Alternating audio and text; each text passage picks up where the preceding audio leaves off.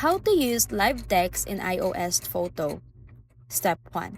Live text works on iPhones with iOS 15 or later, and A12 Bionic chip or newer. So, iPhone XR and above, make sure you are updated by going to Settings, General, then Software Update.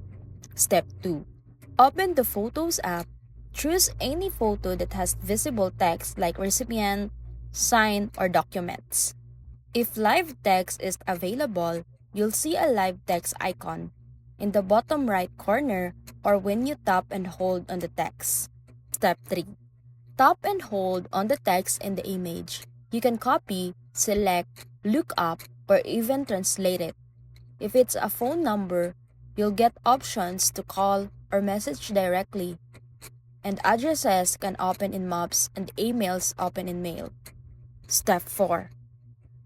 Open the camera app and point it at any text.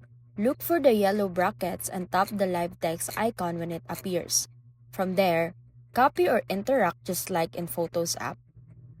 To enable or disable live text, go to Settings, General, Language and Region, toggle live text on or off depending on your needs. So that's it.